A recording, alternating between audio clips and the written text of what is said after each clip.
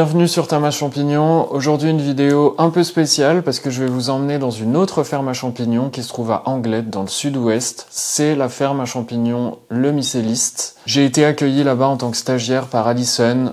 C'était vraiment très cool, j'ai vraiment appris beaucoup de choses, ça m'a beaucoup inspiré. Donc j'ai vraiment hâte de partager tout ça avec vous. On va voir comment elle organise sa production dans une grange dans le sud-ouest, comment elle gère le climat des champignons, comment elle fabrique son substrat. Cette vidéo, elle a été tournée il y a un peu plus d'1 an, donc soyez un peu indulgents sur la qualité des images et du son. Je vous laisse découvrir tout ça tranquille et on se retrouve juste après.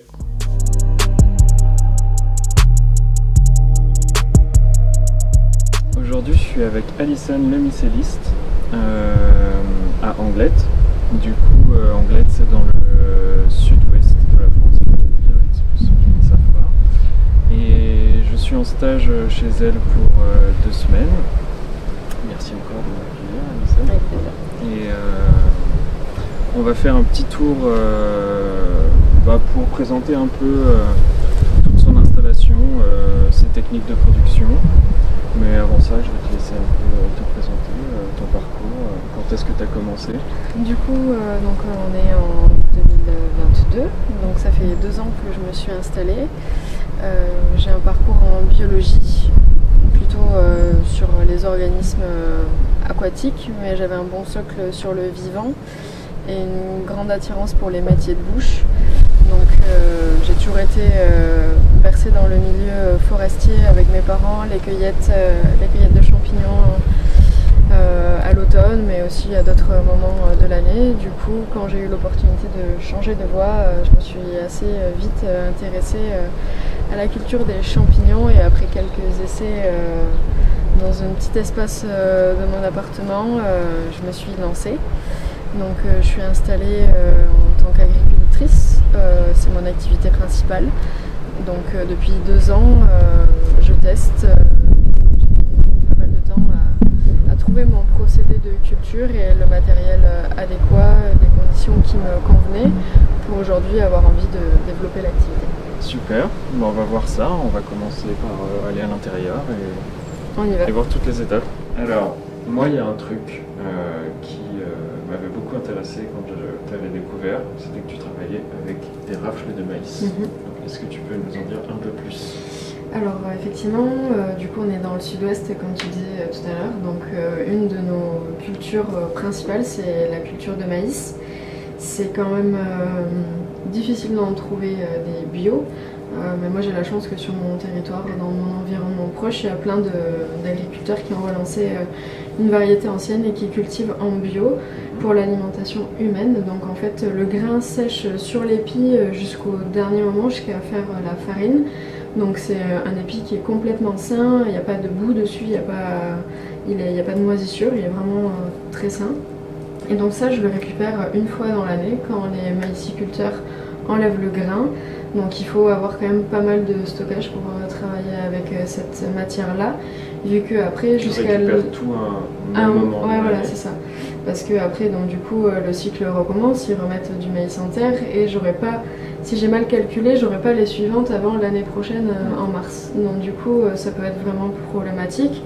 Après bien évidemment la recette du substrat elle peut s'adapter, quand bien même c'est pratique quand on a trouvé la bonne recette entre guillemets, de ne pas avoir à se poser les questions tous les 2 matins de est-ce qu'on va devoir rajouter plus ou moins d'eau en fonction de l'humidité de la matière qu'on va utiliser ou plus ou moins d'une autre matière pour compléter.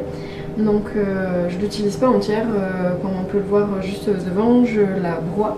Oui. Donc je la broie un peu à fur et à mesure de ma production pour en avoir toujours d'avance. Donc une fois broyée, ça crée un milieu un peu hétérogène, quoi. Il y a des morceaux qui font un peu la taille d'un petit gravier, il y a des particules qui ressemblent plus à du son. Ouais, du coup c'est très intéressant pour le développement du mycélium, oui, d'avoir voilà. plusieurs tailles de particules. Exactement.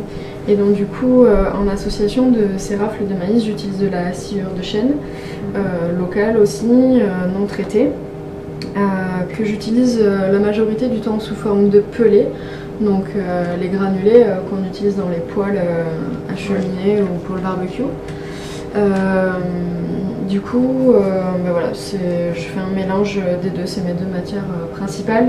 Okay. Et donc, ouais, effectivement, ce qu'il y a d'intéressant avec la rafle, peut-être au même titre que de la paille ou du copeau de bois, ça va pouvoir venir créer un milieu hétérogène et que la sciure, une fois hydratée, si elle était toute seule, elle serait très dense. En fait, ça créerait peu de possibilités pour que le mycélium puisse faire son petit chemin là-dedans.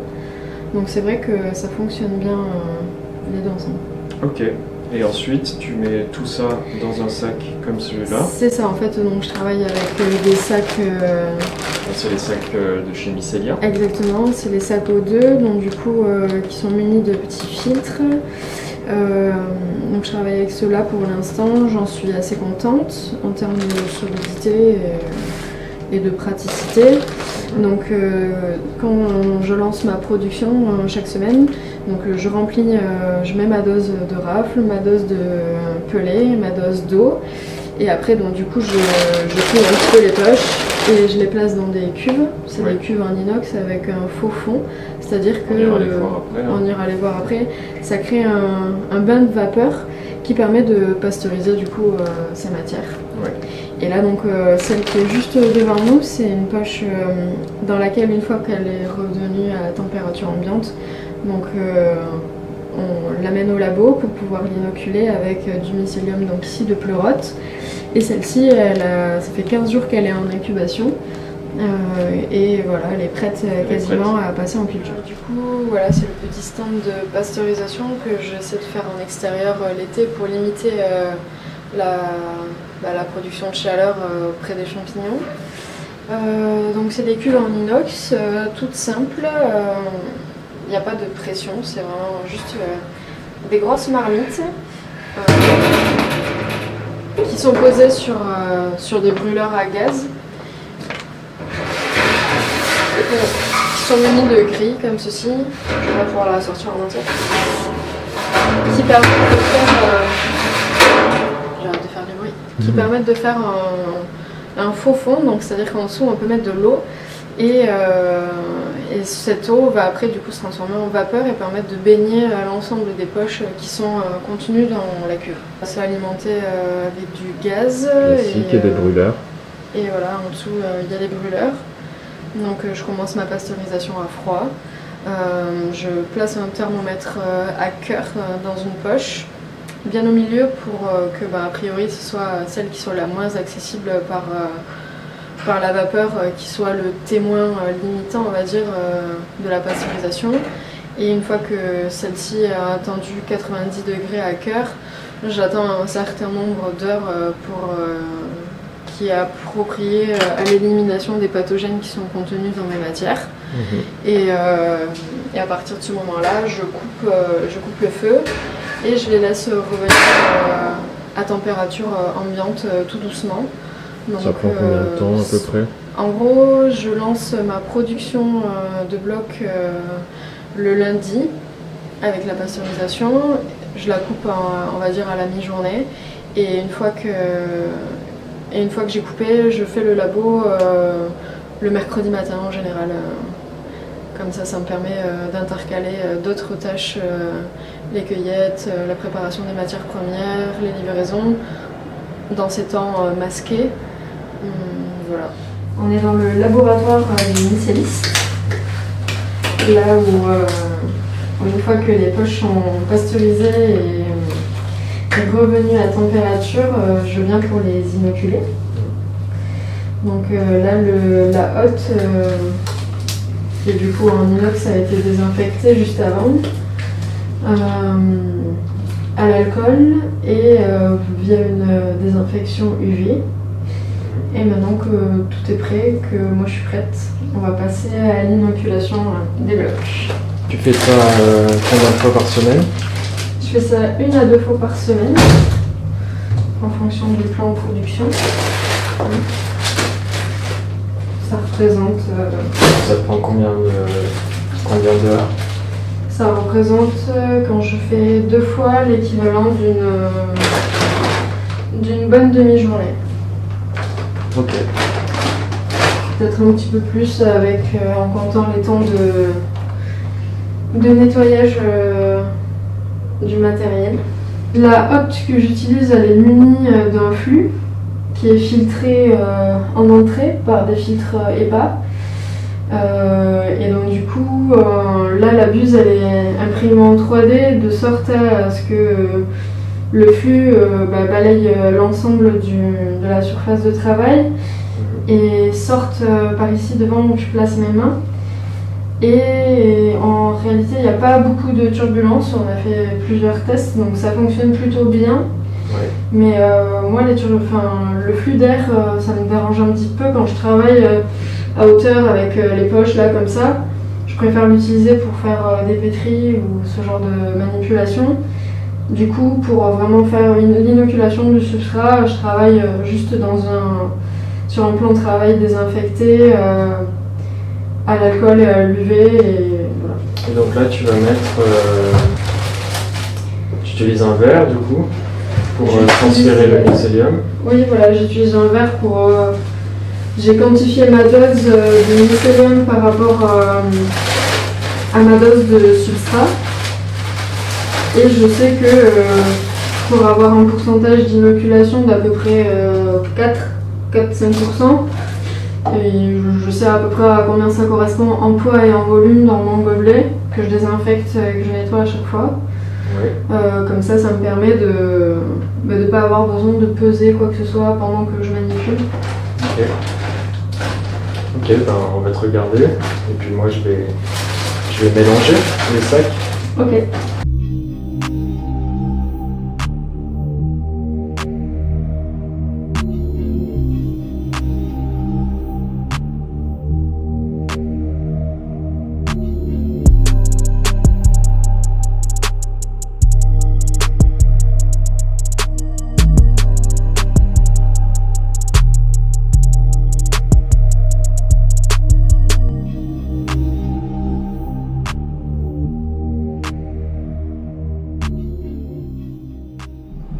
Alors là, on est devant ta chambre de culture. Oui, c'est très pratique pour au moins débuter en champignons. Du coup, c'est des box qui ont un revêtement un peu brillant, donc ça permet de peut-être bien répandre un petit peu la lumière. C'est la box de fruitaison où chaque étagère porte un lot de champignons qui a été fait en même temps, donc ça permet d'avoir un petit suivi sur la date approximative de mise en fruitaison. Et puis pour faire un petit suivi aussi sur les rendements au fur et à mesure des cueillettes. Donc je les identifie par lot. Donc là, pour l'instant, j'ai qu'une seule box de fruitaison. Donc même si certaines variétés aimeraient avoir un petit peu moins peut-être d'humidité, d'autres un petit peu plus, j'essaie de trouver un niveau qui convient à peu près à tout le monde, qui n'est pas peut-être optimal, mais voilà, pour pouvoir avoir mes différentes variétés de pleurotes, mes îles hérissons, et à la saison, des fois des réchis. Ok. Ça reste des champignons qui restent dans les mêmes conditions oui, voilà, ça reste de des culture champignons quand même. Qui ont besoin d'un renouvellement d'air important, d'un cycle jour-nuit et d'une humidité au-dessus des 90%. Ouais. Voilà. Et donc, pour faire fonctionner tout ça, qu'est-ce que tu as comme équipement à Alors l'intérieur? pour faire fonctionner tout ça, ça marche avec des petits programmateurs. Donc il y a un cycle jour-nuit qui est fait en gros de 7h du matin à 7h le soir. J'ai une prise d'air plutôt en haut de la box à l'opposé là-bas et une extraction juste au coin ici qui permet de venir extraire l'excès de CO2 qui est délétère du coup pour les champignons. Ça tourne en permanence sur un petit flux pour correspondre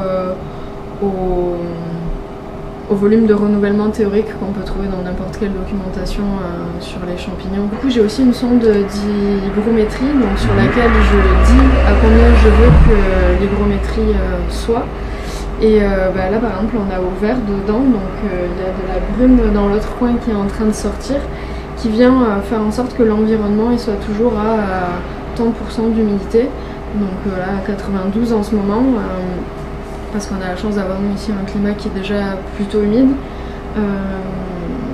Et donc du coup, quand on va refermer, peut-être que ça va s'arrêter l'environnement va se stabiliser un petit peu. D'accord. Et du coup, pour humidifier, qu'est-ce que tu utilises? Du coup, en dehors de la box, j'ai un bidon comme un fût d'eau que je renouvelle très régulièrement pour pas qu'il y ait d'impuretés, et dans lequel j'ai placé un brumisateur ultrason, pareil, qui demande quand même un petit peu d'entretien. Donc c'est des petites... c'est un module qui agite les molécules d'eau et qui fait en sorte d'avoir un brouillard presque sec à l'intérieur qui permet de ne pas avoir trop d'eau au contact des champignons. Et niveau régulation de température, toi tu n'as rien ici de spécial, oui. Et on est dans une grange. On est dans une grange, mais qu'il n'y a pas un énorme delta de température avec l'extérieur. Ça veut dire qu'au bout de quelques jours et nuits froides, je vais avoir la même température qu'à l'extérieur, et au bout de quelques jours et nuits chaudes en été, je vais avoir la même température qu'à l'extérieur aussi. Du coup, plutôt que de vouloir à tout prix conserver le même environnement à peu près toute l'année, je décide plutôt de faire varier mes variétés de champignons en fonction des saisons. D'accord. Pour avoir déjà un peu de variété au cours de l'année pour les clients, et puis pour pas avoir un forçage supplémentaire sur la production. D'accord. Et pour ce qui est de l'espace d'incubation, qui est juste un peu plus loin, c'est dans des tentes de culture aussi, oui, pareil. Voilà, c'est ça. J'utilise exactement les mêmes tentes qui ont des volumes plus réduits, qui ont des étagères un peu du même acabit sur lesquelles je range mes poches sans les serrer trop. Et puis ça se trouve dans l'obscurité. Il n'y a pas besoin de régulation de température sur la période, on va dire, de la fin du printemps jusqu'au milieu de l'automne. Et en hiver, je fais en sorte d'avoir une petite régulation quand même en température dans l'incubation, parce que ça prendrait vraiment beaucoup de temps. Déjà que l'hiver sur la production de champignons sur la pousse, ça allonge considérablement le temps de pousse. Mais ça c'est acceptable, c'est gérable. Il y a moyen de trouver des petites astuces dans la fréquence de production pour ajuster les quantités qui vont être cueillies toutes les semaines. Par contre, pour l'incubation, ça serait vraiment très long et peut-être délétère pour le mycélium. Du coup, je chauffe un petit peu pendant les mois d'hiver. Pendant les mois d'hiver, ouais. Ok, merci beaucoup pour toutes ces infos. Alors maintenant qu'on a récolté, on est en train de trier, c'est-à-dire surtout nettoyer le substrat qui reste sur les champignons, et on les met dans cette caisse pour les peser. Et donc ensuite, une ou deux fois par semaine, tu vas livrer. Oui. C'est ça? C'est ça, à peu près. Et est-ce que tu peux nous dire un peu c'est qui tes clients? Alors, moi je travaille surtout avec des restaurants, des restaurants haut de gamme, pas forcément gastronomiques, mais quand même plutôt haut de gamme. C'est par goût, parce que du coup, comme je l'ai dit un peu plus tôt dans la présentation, je suis vraiment amatrice des métiers de bouche, je suis gourmande, j'aime cuisiner, donc je suis contente d'avoir ce rapport privilégié avec ces professionnels. Ouais. Et c'est aussi par praticité, étant donné que je suis toute seule sur la production pour l'instant. C'est beaucoup plus simple pour moi de me rendre à une adresse, poser quelques colis de pleurotes, plutôt que d'immobiliser du temps sur un marché, ouais. Sur lequel du coup on passe en général une matinée entière et on n'est jamais trop sûr de combien on va vendre. C'est plus difficile à mon sens, de contacter entre guillemets X personnes qui vont prendre 250-500 grammes de champignons, plutôt que d'aller directement travailler avec ce type de professionnels. Il y a aussi quand même beaucoup d'épiceries, de petites épiceries qui sont intéressées, qui travaillent avec des produits locaux et qui seraient contentes d'avoir mes produits. En revanche, jusqu'à présent, j'étais pas forcément à l'aise et sûre d'avoir des quantités hebdomadaires régulières. Ouais. C'est pour ça aussi que je me suis orientée plus sur le public de la restauration qui, selon la façon dont ils travaillent, n'ont pas besoin scrupuleusement de la même quantité chaque semaine. S'adapter, quoi. Voilà, ils s'adaptent un petit peu aux produits du marché, aux produits du moment. Donc ça permet une flexibilité plus intéressante pour moi. Maintenant, en étant plus à l'aise avec mon procédé, avec les fréquences des cueillettes, avec mon organisation, on va dire, générale de travail, je vais pouvoir quand même m'adresser aux particuliers. C'est quelque chose qui me tient à cœur, de pouvoir faire découvrir le champignon et différentes variétés de champignons surtout, et que les gens aient envie de l'inviter à leur table un peu plus souvent. Du coup, tu as la chance d'avoir une chambre froide qu'on voit juste là derrière. Oui.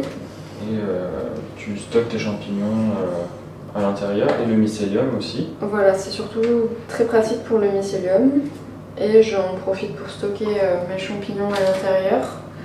Mais ils y font pas de très longs séjours en général. Ce qui est cueilli dans la semaine et part dans la semaine, quoi. Ok.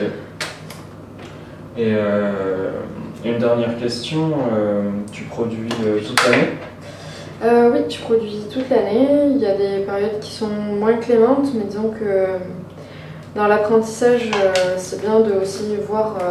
Il y a des choses à apprendre à tout moment de l'année. Et du coup, comme je disais précédemment, c'est grâce au fait de cultiver des variétés différentes qui me permettent de travailler aussi bien quand il fait froid que quand il fait chaud. Ok, super. Merci pour tout, Alison. Oui. On a fait le tour un peu de toute ton exploitation, c'est vachement inspirant, pour moi en tout cas. Et si vous voulez suivre Alison, elle est sur Instagram, je mettrai un lien en dessous de la vidéo. Voilà, et à bientôt. À bientôt. C'est la fin de cette vidéo, merci d'avoir regardé jusqu'au bout. Et surtout, merci beaucoup à Alison de m'avoir accueilli chez elle et de m'avoir laissé tourner cette vidéo. C'était vraiment un plaisir pour moi de bosser là-bas. En tout cas, si vous aimez ce genre de contenu, n'hésitez pas à vous abonner à la chaîne, vous en verrez plus, à liker cette vidéo et à commenter. Et je vous dis à très bientôt sur Tamas Champignon.